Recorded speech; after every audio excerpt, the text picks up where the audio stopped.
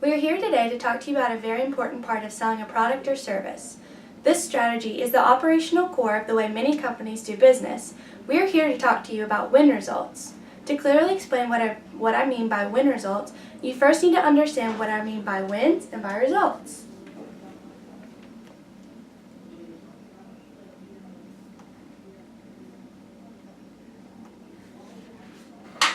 What did I do?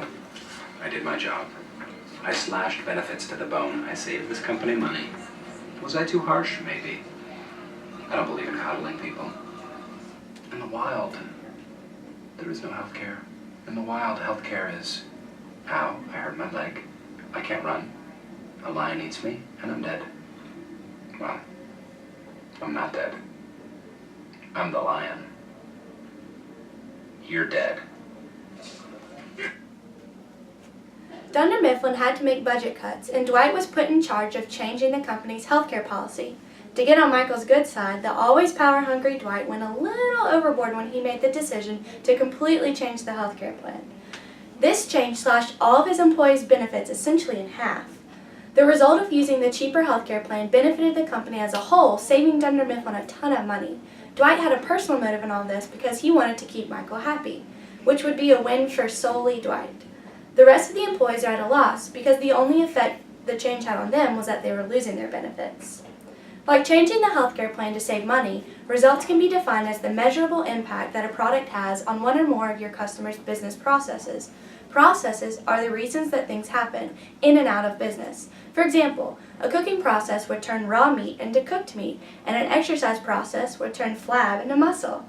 More simply, in business, results are the impact the product or service makes on the buyer. Results are corporate, measurable, and quantifiable.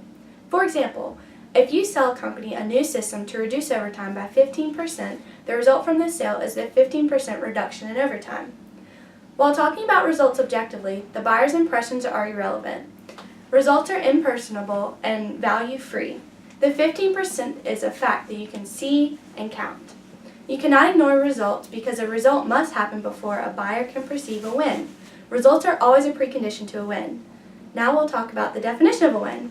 Speaking of win, I see a winner right now! A win, on the other hand, is satisfying a person's subjective self-interest. Wins are personal, not group goals. They benefit different people in different ways. For example, if you make a promise to yourself that you're going to get a good grade on your next test in professional selling, and you study hard and do well on that test, then you fulfilled your promise to yourself and you feel like you've won. Wins are intangible, not measurable, and not quantifiable. For example, let's say a boss has a certain number of hours she can assign to each of her employees each month. The boss might assign hours based on need and personal preference. For a working single mom, the boss might give her more hours than the working mother.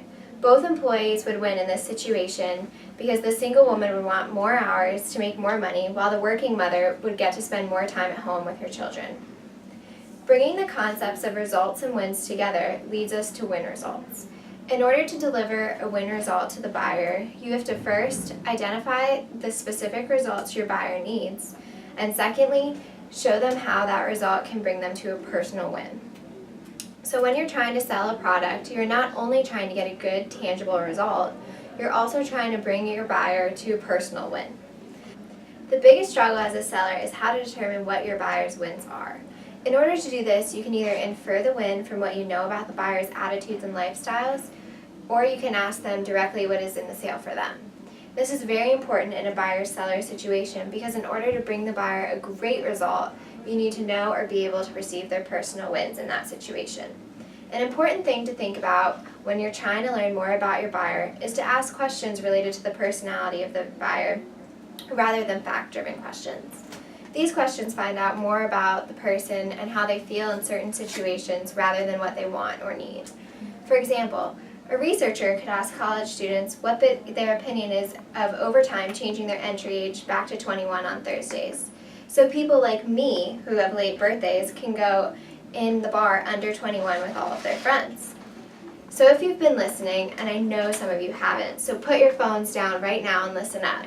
You'll know that win results are objective business results that give one or more of your buying influences a subjective personal win. This is a crucial task tactic for a successful business. It's important to remember that a win for you isn't always a win for somebody else. So when you're selling to a business or customer, keep the concept of win results in the back of your mind.